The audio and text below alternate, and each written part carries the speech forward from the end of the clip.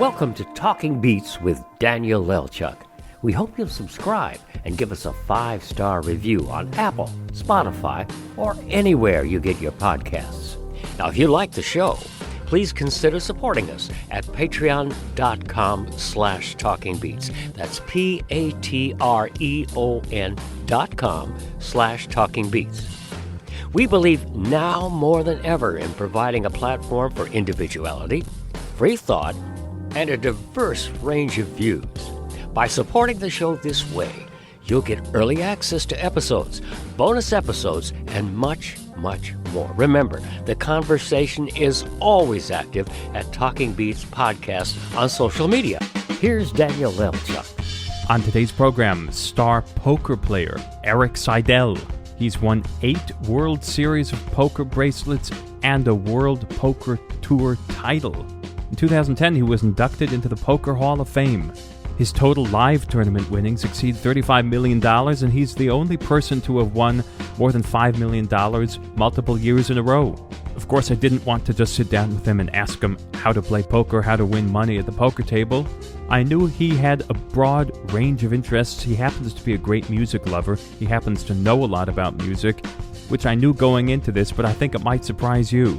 His curiosity and his passion for fields well beyond poker are fascinating, and I'm thrilled he's joining me right now. Erik Seidel, welcome to you. It's good to be here. So, there's a lot of things I'd like to ask you, but the first thing is, if you could give your own personal definition of poker. We can look it up online, we can read about it. What is poker to you? Well, it's a variety of different games that have been played for a very long time. I'm not sure quite how long. And it's a game that mixes chance and skill in a way that is very interesting and compelling, and I think can keep people's focus for, in my case, most of my lifetime. How did you first get into poker? You played other games before. You were on Wall Street, but you've talked before about sort of discovering poker as a kid and being given a book and suddenly shooting past all of the kids in your grade and all that. That was actually backgammon that I played in high school, and I ended up being a professional backgammon player. But I did find a book, Paul McGrill's book, which was the Bible of the game, and read it, and it put me ahead of all the kids at my school. And we were playing for a little bit of money, which was a lot of money in high school. And I was just trying to make enough money to treat myself to banana splits for lunch and that kind of thing. So so I was a backgammon player up until maybe my mid-20s, and I was a little familiar with the poker scene, but I had played a few times in high school, and I was just terrible, which is really funny. And I was the worst person in the game for sure. Then I went out to Las Vegas to play a backgammon tournament, and while I was out there, I bought a pamphlet by David Skolansky that was a $2 pamphlet that told you the basics of how to play poker. And that was what got me started. I was at the Dunes Hotel, played in a little game first couple days. I played for 2 days while I was there, and I won $50, $55, something like that. And it was just that, that's the worst thing that can happen to you is winning the first time you play, because then you're hooked. But I do love the game. How do you think you went from being the worst to the best? I mean, it's kind of funny that you were bad in high school, and obviously now you're rather good. I mean, I don't know. I think in high school the problem I had was the kids that I was playing with had already played the games, and they had a certain amount of experience, and I was going in new, and I knew nothing. And it is surprising to me even now how bad I was. Those I'd only played a few weeks with them. But then, in what happened was we were playing in New York at a club called the Mayfair Club, which is a legendary backgammon and bridge club, and developed into a poker club. For the first year of the game, no professionals were allowed in the game, so it gave me a chance to develop among people that were my equals at the time. We were all pretty bad players, and there were a couple of decent players in the game that we could learn from. And that was just kind of how it developed. I got very interested in it because it just seemed like it just seemed like such a cool challenge to take on, and such a I did know a few people who played it and played it well, and it was just kind of fun to engage with it. It was just kind of a challenge. One of the great things that we're always taught and we always practice in music is to play with the best people you can, to play with people who are better than you, and there's no greater education and no greater way to fast track your own musical improvement than being on stage with people who are better. And that's something that the great clarinetist Artie Shaw talked about rather funnily, because he said, I always tried to play with people who were better than me, and then I stopped being able to find people better than me, so I stopped playing with anybody. That's funny. Yeah, Is it like that with poker, though? Yes, I think you do need to play with better players in order to improve. And I was fortunate because at the Mayfair, after about a year, they opened it up to some professionals, and they were really excellent players. People like Dan Harrington and Howard Lederer, and they were very good players. They were experienced players, and so now there was a mix of amateurs and good players, people that you could learn from, and it was very helpful to be able to watch them, but still be able to play with people who weren't that skilled. How do you practice for a match? What do you study? What can you study? Do you look in the mirror? Is it face? Is it brain? I mean, that's changed a lot over the years. It used to be, up until very recently, you would basically, you were studying by playing. You would just you would play, and then you'd play the next day, and eventually you'd start figuring things out. Now that computers have come into the game, it's really changed things. So people have much more specific answers to questions. Questions, in terms of how to bet hands, what hands to open with, how to respond to certain openings, when to respond to certain openings, and it's become a lot more complex and a lot more. It's a game that takes a lot of work now, whereas you used to just be able to show up. So that's been an interesting transition. I would say that's happened over the last 3 or 4 years, and it's created a real challenge for people like me who just were used to getting up in the morning and showing up for work. Now it takes some preparation. How come you can't do that? Who says you have to have anything to do with computerized poker? And is this with a machine or with another person online?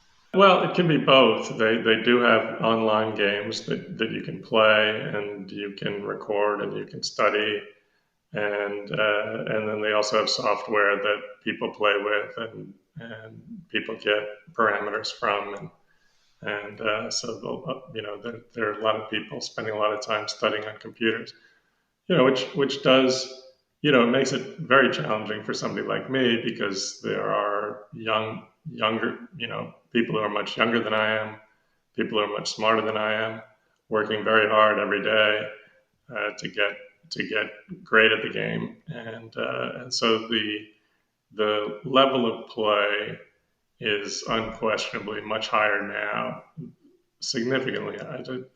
It's hard to put in percentages, but it's just it's an entirely different game now than it was 4 years ago.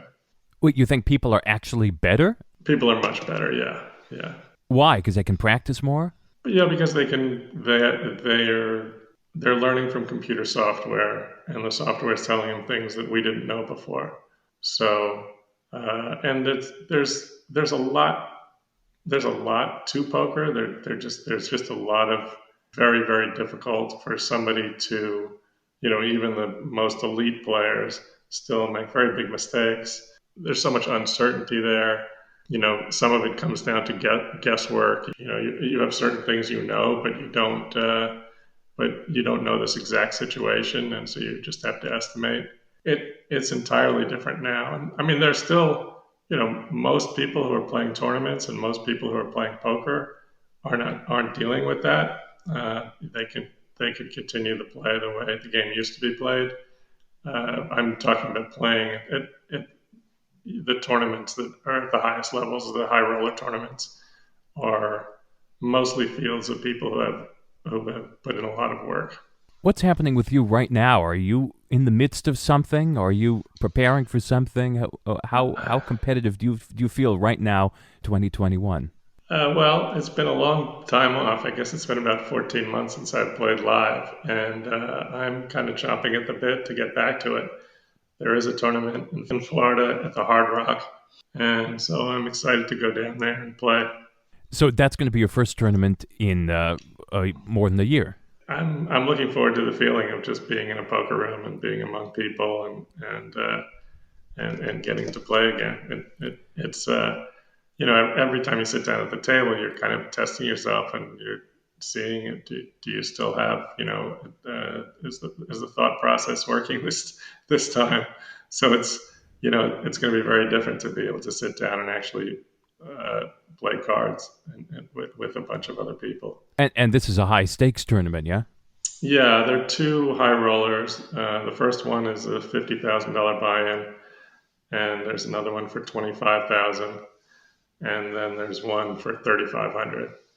And each of those tournaments has rebuys. So if you're playing and you lose before maybe the first 6 or 9 hours, I'm not sure exactly, you can rebuy. So a $50,000 tournament could easily be a $200,000 tournament. You get multiple chances if you want them. So you mentioned before about the idea that you sit down and you see if your thought process is still there. What could go wrong? It's just a bad judgment call? Is it what is your biggest fear of a breakdown in the thought process? It takes a lot of focus and energy and concentration. So I would say that the concerns that I have going into tournaments is will I have the energy, will I have the focus, and and also will I be able to apply the things that I have to make sure I'm not rusty. Will I be able to apply the things that I know, and for it takes a certain amount of mental agility because the landscape is always changing depending on who you're playing with and what their chip counts are, and there's so many different variants that come in. Yeah, there's always the question of hopefully I can do this again. It's definitely not the kind of job where you show up and you can just kind of go through the motions and do well. I mean, particularly in the high roller events, you're playing with the best players in the world, so you really have to be on top of your game. And if you're anything less than that, you're going to be at a disadvantage. Well, it's very similar to music when there's always this question of you can't phone it in. You have to be there. You have to be fully present when you're on stage playing a concert. Yeah, exactly. I was thinking, the first thing when I was reading about you, and of course I'd known your name for a while, and your last name, Seidel, I am sure you're aware of the great old Russian violinist Tasha Seidel, who was a very, very famous player. He died in the 60s. Actually, I wasn't aware of him, no. The only famous Seidel I was aware of is that there's a poet. I think it's Fred Seidel, and I think he lives in my neighborhood too. Where in New York or in Las Vegas? Yeah, I live in Vegas, but we have an apartment in New York. I see. I see. So the poet doesn't live in Vegas. He does not. No, I don't think we have too many poets in Vegas. Unfortunately, need to import some. Well, this violinist, it was the first thing I thought of when I saw your name, Toscha, Toscha, Toscha Seidel, was one of the great violinists, one of the group of pioneering Russian Jewish violinists who took the music world by fire, by storm, and changed the history of music making. Wow, that's really cool to hear. I'll definitely check him out. You're big into music, aren't you? I am. I love music. Yeah, I mean, I listen to all kinds of music. I don't know. Did you see this clip from the Dudamel was conducting a youth orchestra in Caracas? Like a 2-minute clip was online yesterday or the day before. It's the most exciting. It looked like it would have been the musical event of your life if you had been there. It was so exuberant and so exciting. And I actually tweeted it a couple of days ago because it gives you an idea of how incredible it can be to be to be in the audience and to participate in a musical event and also how exciting classical music can be. It's really an incredible piece if you haven't seen it. I don't think I've seen that specific one. What were they playing? They were playing something from West Side Story. Probably the suite from West Side Story by Bernstein, of course. One of the great treasures of the repertoire. This orchestral suite taken from the entire production, of sort of orchestral medley. It's a wonderful piece, and Dudamel always does great Bernstein. Yeah, I'd love to see the whole concert. It just to see a 2-minute clip and see how exciting that 2 minutes was. It just makes you wonder what the entire concert was like. Well, I'm glad you said that classical music can be exciting. You don't need to sell me on that idea, but some people have this sort of it's just simply wrong image of a stiff and buttoned up and an ultra formalistic experience when it's actually quite the opposite. It's freeing, it's fiery, and it's all the passions running white hot on stage, especially when there's a live audience. It's pretty hard to do over the computer screen, which is why I pretty much do none of that myself. Well, it's probably like with anything, is that the more people know about it, the more they're exposed to it, the more they'll like it and enjoy it. And it can be for somebody like me who doesn't have the background and doesn't know the difference between the composers. There's a lot to take in, and which is great. But when you have a certain amount of exposure to it, I would imagine it's even more enriching. How'd you get into music in the first place? How'd you get to love music? I was really an awkward kid, and when I was a kid, I would just play a lot of music because it was the company. I didn't socialize that much, so I spent a lot of time just listening to music, and music just meant so much to me. And it still means a lot to me. It's still, I'm just astounded at how many gifted people there are producing music, and that was one of the things that I've missed in the last year, was not really being able to see anything live. A few nights ago, right now I'm speaking to you from Castleton, Virginia, where the great late orchestral conductor Loren Mazel has a wonderful theater that he built. And the first concert here was in 1997 with him playing violin and Yefim Bronfman playing piano and Mstislav Rostropovich playing cello. And since then, all these great players have been here, and we have a chamber series here. And we played the first concert with people, 30% capacity, but it sold out instantly. And that was a few nights ago. And it was an unbelievable feeling to look at and actually see people and and play for people who were there responding. And the difference between that and just playing for cameras and microphones is stunning. Yeah, I can only imagine. I mean, I'm only on the other side of it, but we went to see our first concert in over a year the other day at the City Winery in New York. Steve Earle, and there's just something so special about being there and getting to watch. It's also an incredible venue. If you're in New York and you have the opportunity, it's worth seeing anything at City Winery. They have a new venue and it's just unbelievable. It's like an outdoor stage or what? It's indoors. It's on the Hudson. They had a nice venue uh, downtown on Varick Street, and the building got taken over by Disney or something, so they had to move. And they got this really incredible space on the Hudson River. I'm not sure what the building is. Maybe it's a bus depot or something. It's just a huge government building, and they got this corner of it, and they just did an absolutely incredible job fixing it up. It looks it's a complete contrast to the actual building, which looks like some kind of a rundown government building from years ago. But they've done. It looks out on the water. The sound system is just fantastic. There's just not a bad seat in the entire place.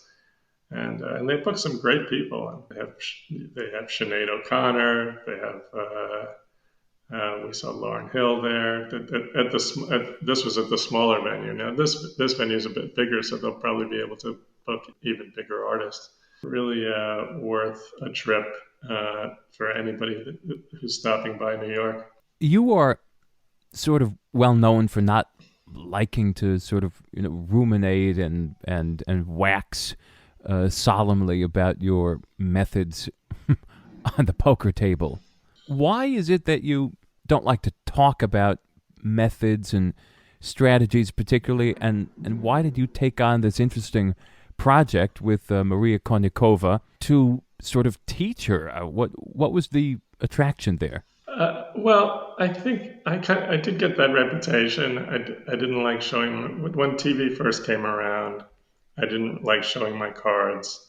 It was a few things, I guess. I was uncomfortable. I just felt uncomfortable playing on TV, and in some ways, I guess I thought I was playing in a way that I didn't necessarily want people to see. I just thought that poker is a game where you want to give as little information about what you're capable of, and maybe at the time I felt like I was playing a certain way that I didn't necessarily want to be broadcast.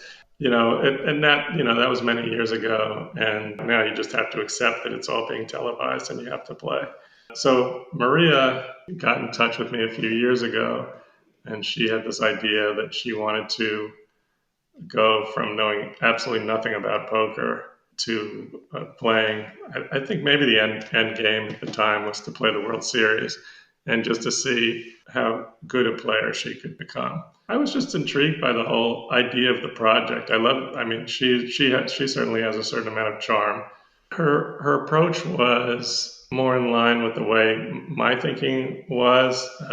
She was coming from a background of, I guess, psychology, and it just seemed to me like this was really going to be a fun project. And I thought it would be fun to be involved. And I also have so much respect for people who she's a writer from the New Yorker, and obviously many of the best writers in the world write for the New Yorker.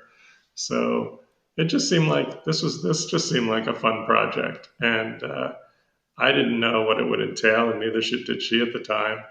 And the result, hopefully people will go out and read the book, because her journey was incredible, and she ended up winning a major tournament along the way, and still loves the game, which it's so nice for me to hear that she wants to continue to play, and she plans on continuing to play tournaments. And she worked very, very hard to get good at the game. It was very impressive and somewhat inspiring to see how much effort she put into it. And it turned out, I started off coaching her and helping her. And I would say at this point, there are things that she's added to my game, just because she was out there, working on some of the software and stuff that I hadn't worked with. Talk about the idea of studying. So here we are. Let's take chess as an example. There's all these scenarios, all these playbooks that chess players study and memorize all the sequences and hundreds of thousands of combinations and where this can go, what happens if you do this. Poker's very different. What is there that you want to study that Maria Konnikova wanted to study? If you said you need to go study this and come back to me in a week, what would this have been? Well, it would depend at what point in her progression that we're talking about. At the very beginning, it was, read a few books. There's a great book by Dan Harrington that she read early on. I think that was very helpful to her. And then once she got beyond that, a lot of it was just playing one tournament after another, and then coming back and discussing hands and, looking at individual hands and how they were played and what mistakes she made, if any. All of us make mistakes every time we sit down to play. And then now, she's evolved into a good enough player that a lot of the work that she would do now would involve software where she can look things up and she can try and get answers from that. She literally didn't know how many cards were in the deck to where she is now, or you can really talk to her about very complex ideas, and I think she has a really good understanding of the game. I'm excited to see, the next few years how, watch her play some tournaments and see how it goes. And I think she's been a real asset to the poker world.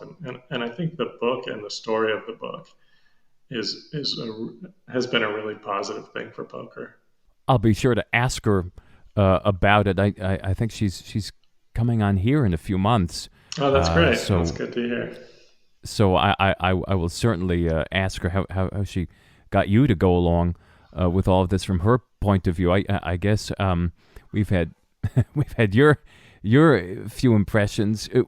There's sort of a fundamental underlying question to all of this that probably people are thinking about. I'm certainly thinking about, which is the power of observation, the power of you sitting there at a table with other people, looking at them and calculating and making conjectures and wondering.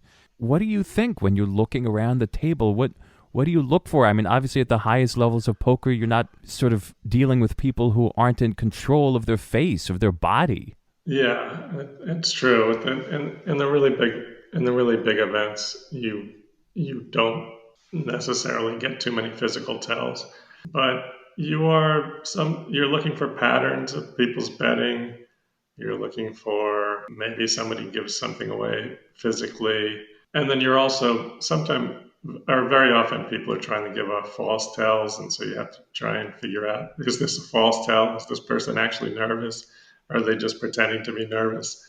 It's it's a fun part of the game, and there's nothing like, there's the movie Rounders where what is the tell? The guy is like rubbing two Oreos or something. I forget exactly what it is, but there isn't any easy tell from anyone. It's been years since I saw one that was really obvious. Definitely at the top levels, you are fooled quite often because people aren't really giving anything away physically. People used to be a lot less aware of their physical tells, and it used to be a much bigger part of the game maybe even the dominant part of the game for a while. No limit if you were playing somebody, but I think those days are past. If there's no physical tells, how do you win? How does anybody excel? if there's no cues? Well, some of it is just technical knowledge, and some of it is a certain amount of reading. And I mean, I wouldn't say there are no tells, but there are some. There are some players that are not professionals that are playing in tournaments, and so that pretty much drives the tournament scene. Is that not everyone in the tournament is an elite player, even if it's a very high percentage. It's often, it can be 80 or 90%, but there still are people who enjoy the challenge of playing against the best players. And the brilliance of poker is that you can be a rank amateur and you can go home with the trophy because there is enough luck. And also many of the amateurs have really upped their games. So they may not be super elite players. There are plenty of amateurs that you could take now that would be dominant players 15 years ago if they could go back because of the acceleration of knowledge in the last 15, 20 years. It is amazing what the acceleration of knowledge, as you call it, and the dominance of computers and the amount of information out there has absolutely changed everything in the entire world. I mean, kudos for for having kept up in a way. I mean, you're not ancient, but you're not a 30-year-old either. Yeah, I mean, I went through it before because when I was a backgammon player, which was let's say 35 years ago, computers solved backgammon long before they ever entered poker, at least 30 years before they entered poker. And so to the very end of my career, computers were coming in. Basically somebody could sit in their closet and, for 6 months and just play on a computer and develop skills that I had worked many years to get. So I had gone through it before with how backgammon had changed. It's really affected pretty much everything. Computers have advanced our knowledge in just about every area. What are you looking forward to other than the the upcoming tournament? Is that this must be something long time coming? First time in 14 months, around the table with other folks down. And where is it down in Florida? It's in a town called Davies, which is near Fort Lauderdale, and it's actually a pretty cool hotel. The hotel is shaped like a guitar. I don't know if you've seen it, but look it up if you haven't, because it's great. It's a great looking hotel. I will look. I like anything shaped like a musical instrument, or including musical instruments. When you think about the location, I mean, is it fun just to be around the hotels and the people? I mean, do you always stay at the hotel where you play? Must be kind of fun in that respect if you like hotels. Yeah, I've always enjoyed that. I mean, one of the things that the poker tournament scene provides is a chance to see the world. And this was true somewhat of backgammon as well. You travel around to international tournaments, and obviously you get to do that also. But it's not to be taken for granted. It's just to have the opportunity to spend time and be in all these incredible cities and all these incredible places. And poker tournaments do tend to be very often we have one in Monte Carlo. Sometimes we get to play in London. I think there's one coming up in Dubai. You really get to go to a lot of interesting spots. Australia is an amazing part of the tour.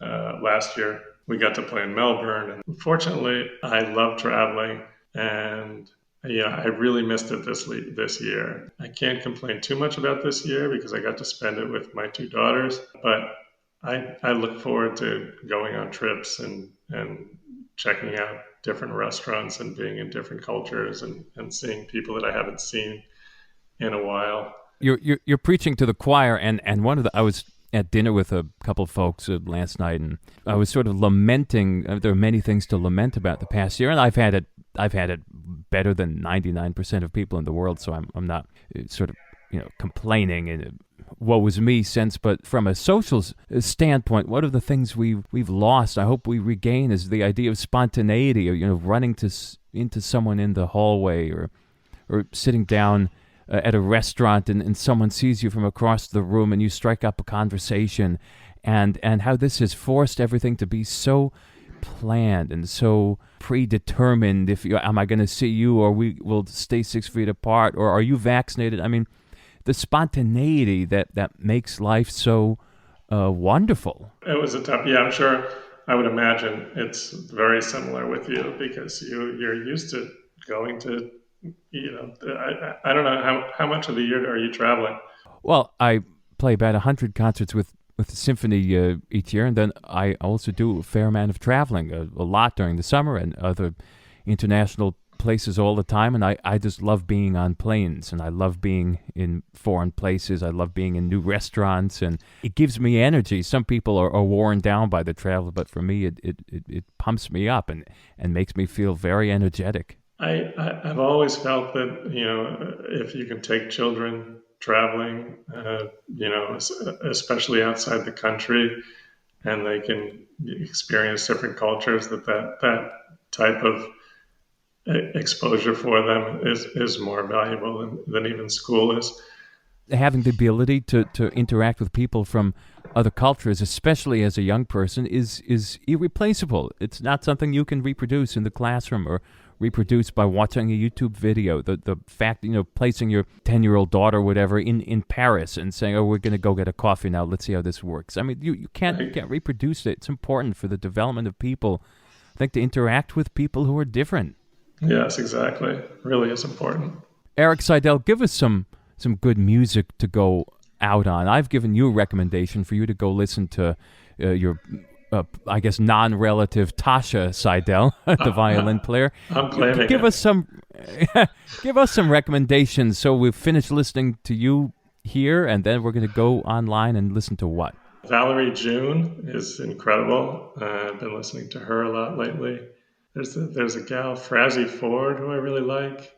Here's a guy who it seems to me, I don't understand how he's been so under the radar for so much of his career. Joseph Arthur, who I think is one of the most gifted singer-songwriters around. He's also an artist, and I see him in every opportunity that I can. He's a fun live performer. I would say people could listen to him. Where I'm Coming From is one album of his that I really love. The musical world is so rich. There are so many. I mean, I have a playlist on Spotify that has 1,000 songs on it, because there's so many different and diverse artists that you can listen to now. I think I always hear people say like that music isn't as good now as it used to be, but I don't see that as being true either. I mean, in any way. It seems like there are tons of really gifted people. A friend of mine who's a singer actually sent me something yesterday that I really loved. Her name was Noga Erez, Nogaerez. She wasn't an artist that I was familiar with, but every song I heard of hers yesterday was beautiful. Wow, very young. She's 31 years old. Yeah. I think she has 3 or 4 albums now. I haven't had a chance to listen to all of them, but I'm looking forward to it. And she sings in Hebrew, yeah. It seems it from my googling right now, but maybe not. I mean, the songs that I heard were not in Hebrew, or okay, or maybe they were. I don't know. She's, but I would love to, if you want to send me your top 5 album picks, I would love to listen to them. Absolutely, they change almost by the day, but I'll send you what's on my mind right now. Sure, Erik Seidel. Look, with all the best wishes for the upcoming tournament at that fabulous hotel, which I just looked up. It is incredible. The guitar it's beautiful. hotel. Yeah. With all the best wishes for that, and with gratitude for being here, it was pretty illuminating, and I thank you. Okay, it's good to be here. You've been listening to Talking Beats with Daniel Elchuk. The original theme music is by Ronald Barkham. The content coordinator is Nathaniel Mose, and Doug Christian is executive producer. We invite you to subscribe and leave a 5-star review on Apple, Spotify, or anywhere you get your podcasts. You can support us at patreon.com/talkingbeats. That's patreon.com/talkingbeats. And be sure to check us out on social media. We'll see you next time on Talking Beats with Daniel Elchuk.